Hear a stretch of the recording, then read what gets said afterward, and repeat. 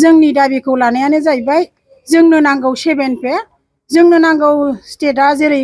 खामानि मावदों जोंनोबो बेबायदि स्टेट रेगुलार्स जानांगौ जोंनि साख्रियाबो जों दा एनआरएसएम कन्ट्राक्चुएलाव दं दा एनएसएम कन्ट्राक्चुएलाव थानानै जों स्टेटनि मानसिया जेखौ मावो जों बेखौनो मावनानै दं एखे टेबोलाव जिरायो एखे सियाराव जिरायो जोङो नाथाय बेथनखौ आलादा आलादा जोंनो होयो मानो होनबा जोंनो होनांगौ जेन'बा जों मोननांगौ बेथनाबो बिसिनिजों समान जानांगौ जों दा बेखौनो लुबैदों स्टेटनि साख्रि मावनायफ्रा जेरै बेथन मोनो जोंबो बे बेथनखौ जोङो लुबैदों जोङो आसाम सरकारनाव जोङो दाबि खालामदों जोंनो 7 पे नांगौ आरो जोंनि साख्रिया रेगुलार जानांगौ दा बेनो आरो जोङो दा 2010 जोङो साख्रि मावबोदों दा 2010 आव जोङो साख्रि मावनानै दिनैसिम 15 बोसोर जाबाय 15 बोसोर जानायावबो जोङो दिनैसिम 7 पे खौबो मोना जोंनि साख्रियाबो रेगुलार जाया खालामनो होनो रेगुलार बेबो जाया जों इन्टारभिउ होयो जों मोना दा जोंनो ओंखायनो जोंनो बेखौ नांगौ मानो होनबा जोंहा फिसाफोर दङ जोङो लाइफआव जोङो माखौ बिसोरखौ जेन'बा जोंनि फिसाफ्रा माखौ जानानै थागोन जेन'बा जोंनो जेबो फेसिलिटि गैयाबा जोङो बेंकआव थां बेंकनि मानसियाबो जोंखौ मा खामानि मावो होननानै सोङो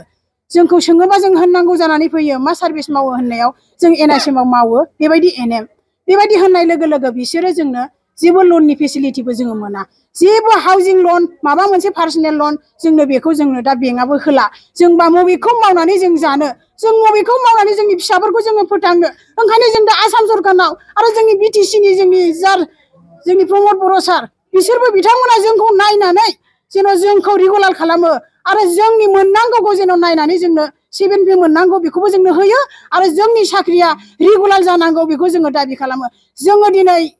बुधबार दिन बे दिनावहाय अल इन्डिया दिनै हेल्थ डे जायोमोन जोङो बेखौबो दिनै इमिउनाइजेसन सेसन जोङो बन्द' खालामदों जोङो जेसेबांनाखि जोंनो बे खामानिखौ जोंनो होआ गभर्नमेन्टआ जोंनि मानिया जों जेसेबांसिम जोंखौ बेबायदि खालामबाय थागोन जोंबो बेबायदिनो जोङो